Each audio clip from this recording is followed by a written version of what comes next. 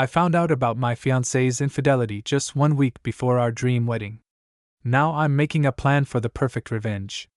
I'm 28, and I had been eagerly counting down the days until my wedding with my fiancé Mark, who is 30. We met back in college, but then we were just friends. Only years later, after running into each other at a party hosted by mutual friends, did we start talking and eventually become a couple. We were together for 4 wonderful years. For context, Mark and I are complete opposites when it comes to relationships. In school, Mark was a ladies' man, a charming guy with a string of romances and a trail of broken hearts. He liked the bad boy image. Even after breakups, he kept in touch with his exes. My romantic life had been much simpler. Before Mark, I had only one boyfriend in college. When we broke up, I cut off all contact and never believed in remaining friends after a breakup. When Mark and I started dating officially, his friends were shocked, because he had always been the coolest and most aloof. Suddenly, he was building a serious relationship. It seemed as if he had flipped a switch and decided to try something real. My past dramatic experience only made me appreciate the fresh start with Mark more, who, despite his playboy reputation, seemed genuinely determined to make things work between us. But still, there was one glitch in our relationship. I remember that 6 months after we started dating, a girl messaged me on Instagram. She wanted to tell me something about Mark. I was skeptical, but I decided to hear her out. She confessed that Mark had started explicit conversations with her and had asked for an intimate photo. I was shocked and confronted him immediately. Despite his attempts to wriggle out of it, I kept questioning him. In the end, he admitted it, blaming it all on alcohol, and he begged for my forgiveness. For me, it was a real blow. I seriously considered ending our relationship, but his persistent apologies and tears made me give him a second chance, and I only warned him not to let that happen again. After that, our 4-year romance was truly joyful. We laughed, made memories, faced difficulties together. Mark constantly surprised me with thoughtful gifts and arranged romantic dates. Our relationship grew stronger, and despite the rough start, we found happiness and harmony. That episode became a distant memory, and it seemed we were confidently heading toward our happily ever after. 2 months ago, Mark proposed to me while we were in Africa. It was a moment like a scene from a romantic movie. Under African stars and surrounded by the sounds of wildlife, he nervously stammered, confessing his love and saying that I had changed his view on relationships. Mark got down on one knee and with a trembling hand took out the most beautiful ring I had ever seen. I couldn't hold back tears of joy and immediately said, "Yes." As the wedding preparations entered the home stretch, my days turned into a whirl of excitement and anticipation. I plunged headfirst into the joyful bustle, looking for the perfect wedding dress, carefully making the guest list, and choosing the most beautiful invitation so our day would be truly special. Mark, in turn, was in charge of planning the honeymoon. He seemed genuinely enthusiastic, leafing through travel brochures and sharing with me his ideas for a romantic getaway. I had no idea that while I was happily immersed in wedding preparations, something dark was happening behind the scenes. The closer the wedding day got, the more I noticed Mark sitting on his phone. Sometimes he would smile, but when I asked what was going on, he said he was just watching reels on Instagram. We used to have sweet dates, but now he seemed to dissolve into the screen, and I felt like I was talking not to my fiancé but to his phone. One evening during dinner, I couldn't hold back and blurted out, "Mark, what's wrong?" In his eyes there flickered hesitation, as if he was hiding something. But he brushed it off right away, assuring me I was imagining things and overthinking. He made me feel like I was being irrational, as if my instincts were wrong. Moreover, Mark said I overthink and invent problems where there are none. His words left me in doubt. What if I really am just paranoid? But deep down the anxiety didn't go away, and I couldn't shake the feeling that something was wrong. I decided to ignore my suspicions and chalk it up to wedding stress and normal pre-wedding nerves. Yesterday, while Mark wasn't home, I opened his laptop to check our travel route. We were going to spend our honeymoon in a tropical paradise that had long been on our wish list. I was enthusiastically typing the route so I could study it later, and then I saw a message from a contact named Boss2. Curiosity got the better of me and I opened the conversation. On the screen was an indecent photo from a woman I knew all too well. Although Mark had disguised her under the name Boss, It was actually his colleague named Marta. I had met her once at an office party. Looking at that photo, I felt a mix of shock and disbelief. But things got worse when I began scrolling up through the messages. The messages between Mark and his colleague were full of declarations of love, mockery about me, and discussions of the intimate details of our relationship. Mark even talked to her about my parents. For me, that is a very painful subject. There were many explicit photos they exchanged, and it became clear that their affair had been going on for about a year. It was a heartbreaking realization to see irrefutable proof of Mark's betrayal. The pain was compounded by the fact that she herself was married. I knew her husband. He is a good person and surely has no idea his wife is cheating on him with my fiancé. It was hard to comprehend the callousness that Mark and Marta displayed. Their secret relationship, lasting so long, felt like a cruel betrayal. The further I read, the more my hands shook and my heart constricted. Marta confessed to Mark that she felt sick even at the thought of looking at photos from our honeymoon, where he would be with someone else. Mark reassured her, insisting he belonged only to her and that those photos meant nothing. She kept asking why he was marrying me, and he bluntly said he had simply gotten used to me over all those years. In response, Marta admitted she felt the same way about her husband. She stayed with him because he could give her everything she wanted. They boasted about how cleverly they had hidden their affair, confident that we would never find out. Moreover, they even planned to meet during our honeymoon. She was somehow persuading her husband to take a trip to the same place we were going. The plan was to, accidentally, run into us, and then find a way to secretly spend time together. I didn't even notice when tears were already streaming down my face. A heavy weight pressed on my chest. It was hard to breathe. I decided to take screenshots of all their messages from the past year. The rest of the day I walked around like in a fog, their betrayal echoing in my head. I simply didn't know how to talk to him about it. And in the evening Mark called and said he would be late at work. That call was the final blow, destroying the last crumbs of hope in my already broken heart. I lay in our bed all night, crushed by emotions, reading the conversation again and again from the screenshots I had made. The initial shock gradually turned into a mixture of rage and sadness. I couldn't understand how Mark could betray our relationship, especially on the eve of the wedding. Planning a romantic trip and at the same time secretly arranging things with a lover, it was a cruel twist of fate. I decided I'd had enough and wanted him to feel what I felt. A plan of revenge was born in my head, to turn things against Mark. He came back late at night, and I pretended to be asleep so I wouldn't have to talk to him. In the morning, the first thing I did was find Marta's husband on Facebook and send him a message asking to meet to discuss something important about his wife. I emphasized that complete discretion was needed and hoped he wouldn't tell her anything. While I'm writing this post, I'm waiting for his reply. Mark has no idea what I'm preparing for him. He doesn't suspect that I'm going to expose his infidelity to everyone and deprive him of his last scraps of dignity. I plan to forward the message about Mark and Marta, without their explicit photos, to all his colleagues in the work chat from his own phone. I'm going to make sure everyone knows why I decided to break up with him.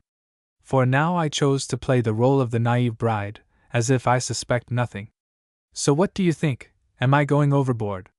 Will I be the villain if I expose Mark's affair and destroy Marta's marriage to her husband? Well, before we continue and find out what happened next, I suggest you write your opinion in the comments right now. I think most people here will agree that the protagonist is absolutely right, and she's not overdoing it at all. Although, of course, this whole thing with sending private correspondence into a chat, into the public, is a bit strange. I don't quite understand it, because yes, of course, the guy is guilty, that's indisputable, but still making private information public, it seems to me not very right. And although many in our stories do exactly that, I personally have doubts whether it is legal to do so. But on the other hand, try proving later that it was someone else who sent it, because she would be sending it from his phone. So yes, mean absolutely deserved, but I wouldn't want that to be done to me. Although I didn't cheat. But even if I had cheated, of course I wouldn't want something like that done to me. Okay, let's continue. Update 1. Marta's husband Jack replied to me on Facebook. I was on edge for hours, waiting for his reaction. When he asked why I wanted to meet, I lied that I was planning a surprise for Marta's birthday. Since everyone knew that my fiancé and Marta were close, I hoped he wouldn't see through the lie and would agree to meet. In the end, we met at a cafe near his workplace. As soon as we sat down with our coffee, he immediately said that I was lying, because Marta's birthday wasn't soon. I awkwardly smiled and admitted that I had lied, but it stood. He needed to talk. This concerns my fiancé and his wife. His brows furrowed in confusion. And then I took out my phone and showed all the screenshots I had taken from Mark's laptop. He flipped through them and was as shocked as I was. I explained everything, revealing the truth about Mark and Marta's affair. Jack's jaw tensed, and he only shook his head in disbelief. He asked, "How long have I known about this?" And I said that I had found out only last night. I saw pain in his eyes, as if he couldn't believe his wife was capable of such a thing.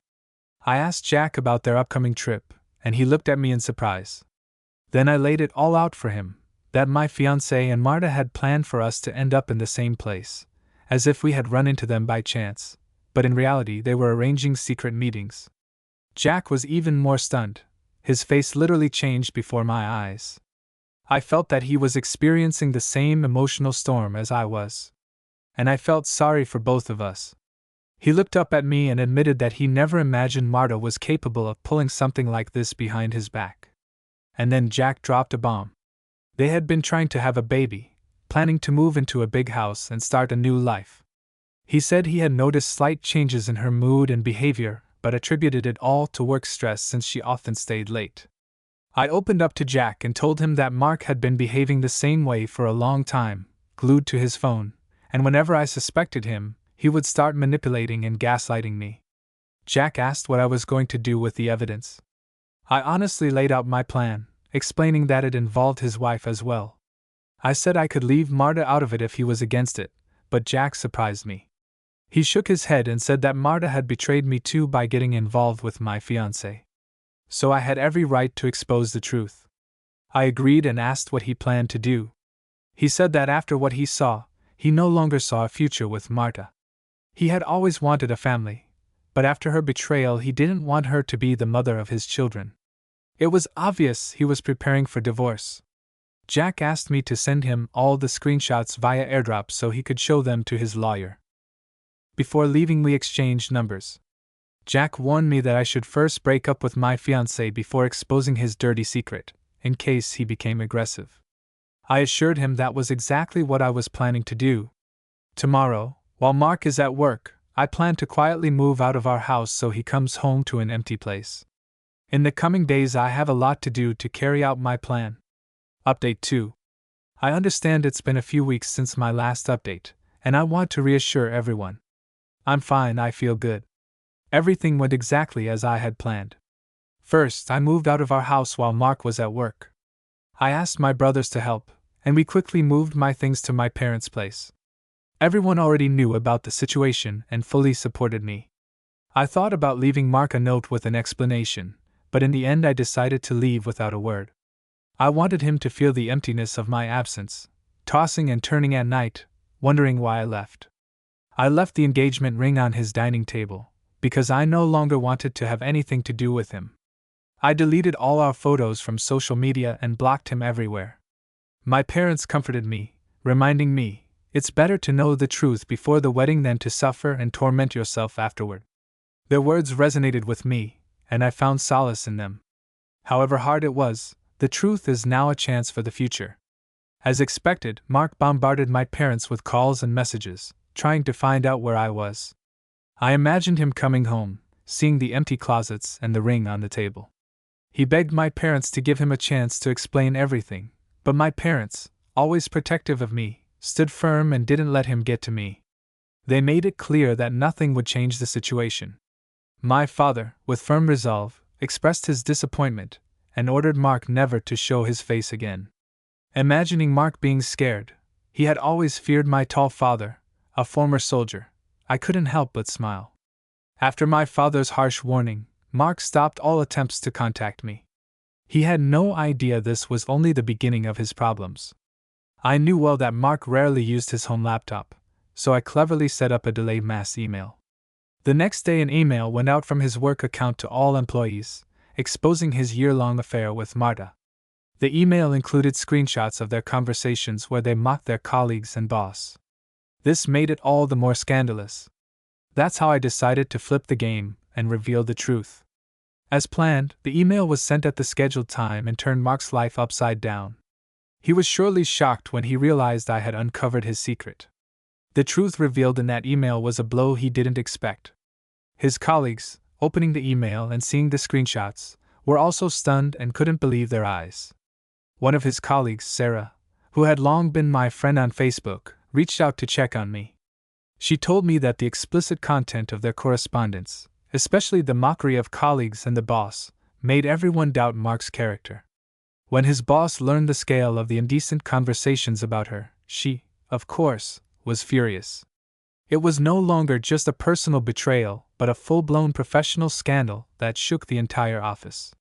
In despair and rage, Mark again tried to reach my parents, but it was already too late.